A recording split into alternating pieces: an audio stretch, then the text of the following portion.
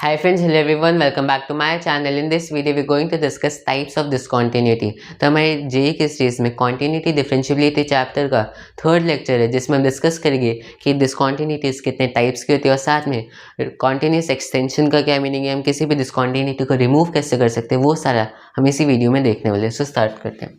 अब डिसकॉन्टिन्यूटीज कितने टाइप्स की होती है इससे पहले देख लेते हैं कि डिसकॉन्टिन्यूटी का क्या मीनिंग है। अगर कोई function F of x continuous है तो फिर इसका क्या मीनिंग होता है। इसका मीनिंग होता है कि उसको जब मैं ग्राफ ड्रॉ करता हूँ तो उसमें ना कोई ब्रेक आता है ना कोई गैप आता है, या फिर दूसरे वर्ड्स में कहूँ, जब मैं उसका ग्राफ ड्रॉ करता हूँ तो मुझे पेन लिफ्ट करने की ज़रूरत नहीं पड़ती, एक सिंगल गो में उसका ग्राफ ड्रॉ हो जाता है। ये होता है एक कॉन्टिन्यूस फंक्शन। अब इसका ही अपोजिट हो जाएगा डिसकॉन्टिन्यूस फंक्शन। अगर बीच में कोई ब्रेक आ रहा है, कोई गैप आ रहा है, या फिर किसी पॉइंट पे फंक्शन की वैल्यू एग्जिस्ट नहीं कर रही, तो फिर मैं कह दूँगा फंक्शन है डिसकॉन्टिन्यूस फंक्शन है। अब एक एग्जाम्पल लेते हैं।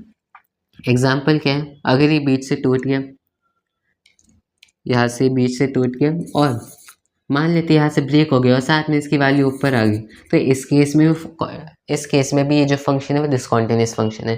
तो यही सही चीज़ें हम देखने वाले कि डिसकॉन्टिन्यूटीज कितने टाइप की होती है। स्टार्ट करते हैं कि डिसकॉन्टिन्यूटीज दो टाइप की होती है।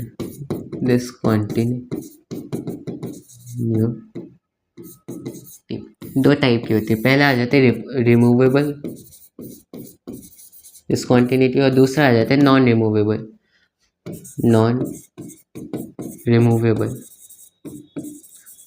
डिसकॉन्टिन्यूटीज दो टाइप की होती है, एक रिमूवेबल एक नॉन रिमूवेबल।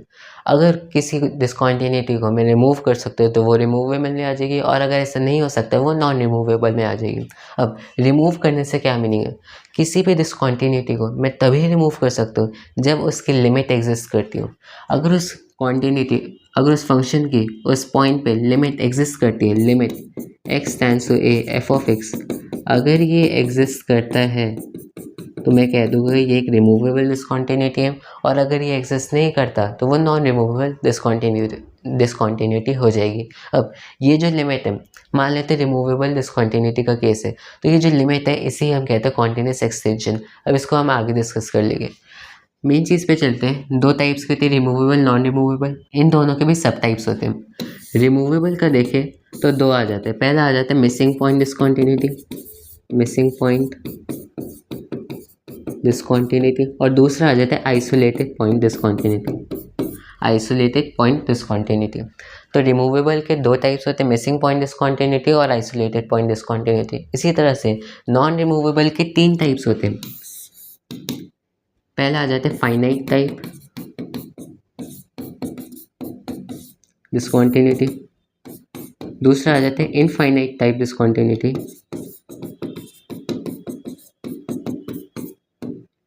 और तीसरा आ जाता है ऑसिलेटरी टाइप डिसकॉन्टिन्यूटी।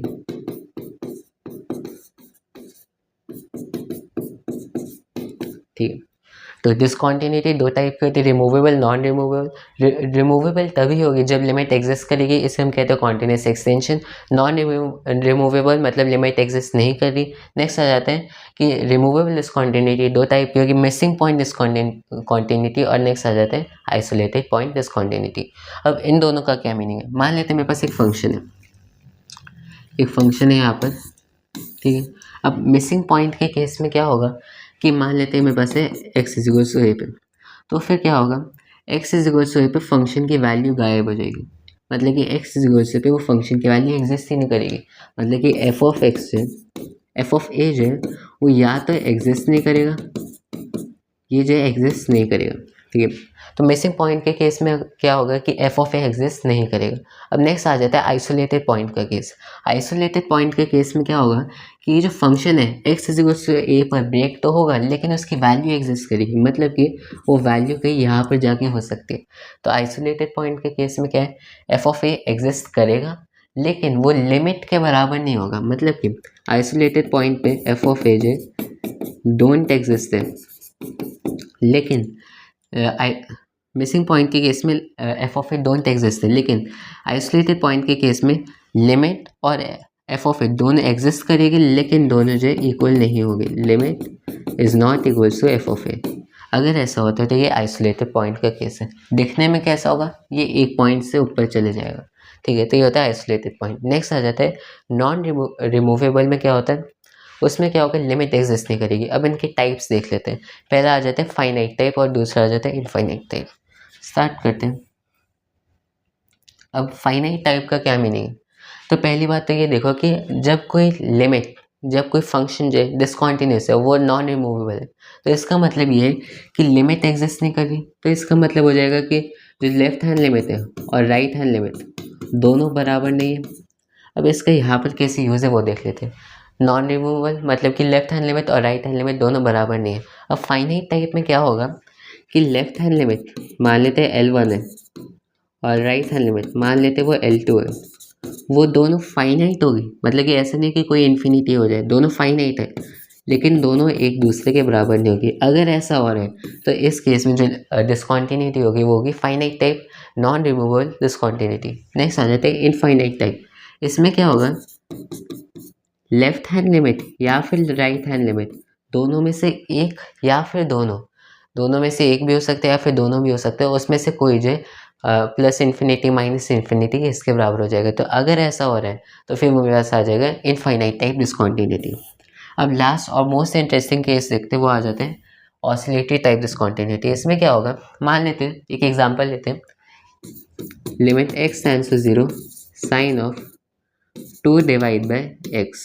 ये मेरे पास एक लिमिट दे रखी है।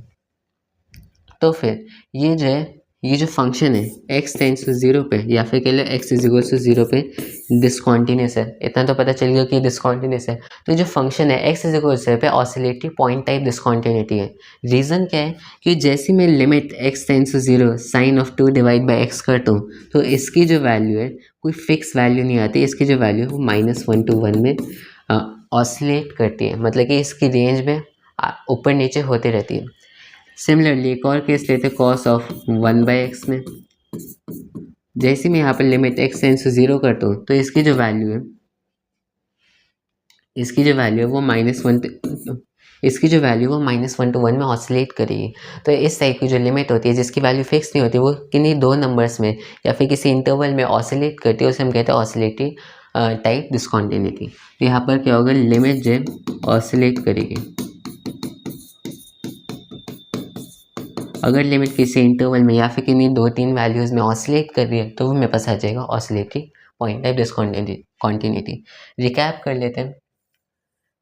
डिसकंटिन्यूटी का मीनिंग है कि अगर कोई फंक्शन जो ब्रेक हो रहा है या फिर गैप आ रहा है या फिर कोई वैल्यू एग्जिस्ट नहीं कर रही x is equal to a पे, तो मेरे पास आ जाएगा कि वो फंक्शन जो है उस पॉइंट पे डिसकंटिन्यूस है।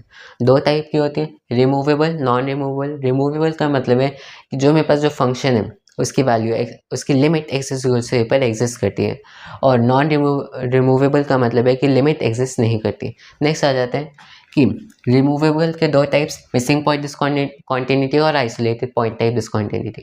मिसिंग पॉइंट में क्या होगा, जो फंक्शन की वैल्यू है x is equal to a पर वो एग्जिस्ट नहीं करेगी।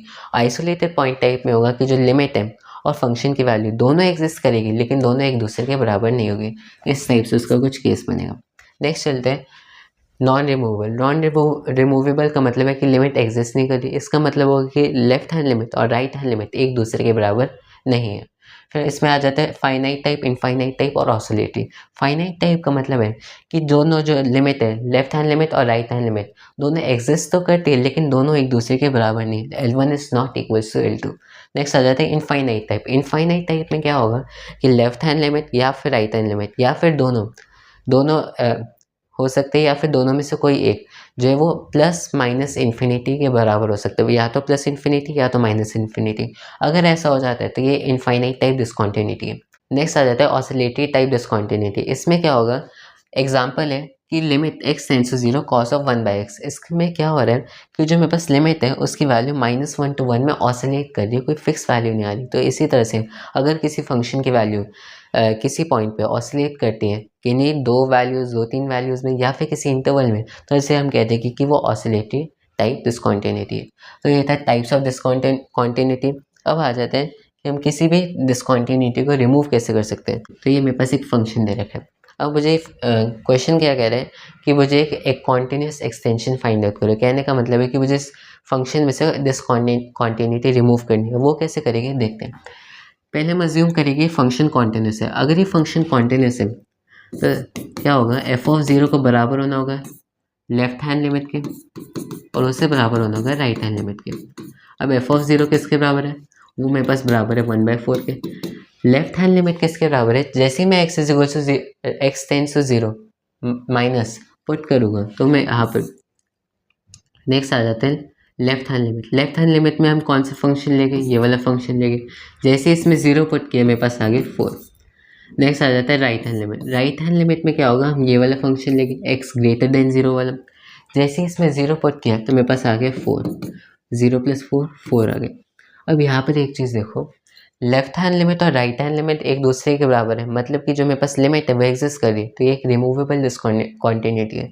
तो अब यहाँ पर डिस्कॉन्टिन्यूटी को रिमूव कैसे करेंगे, इसके लिए हम क्या करेंगे, एफ ऑफ ज़ीरो को 4 अज्यूम कर लेंगे। तो मतलब कि अगर मैं इस फंक्शन में एक छोटा सा चेंज करूँ, वो क्या है कि मैं 1/4 की जगह 4 लिख दूँ तो ये पूरा फंक्शन कॉन्टिन्यूस हो जाएगा। तो इसे हम कहते हैं कि 4 क्या है, वो एक कॉन्टिन्यूस एक्सटेंशन है, या फिर कह लो कि हमने इस फंक्शन में से दिस कॉन्टिन्यूटी को रिमूव किया है। तो ये हमने डिस्कस किया कि कॉन्टिन्यूस एक्सटेंशन का क्या मीनिंग होता है, टाइप्स ऑफ डिसकॉन्टिन्यूटी क्या होता है, हमने एक एग्जाम्पल भी देख लिया। अब नेक्स्ट वीडियो में हम कॉन्टिन्यूटी डिफरेंशिएबिलिटी चैप्टर को आगे कंटिन्यू करेंगे। बाय।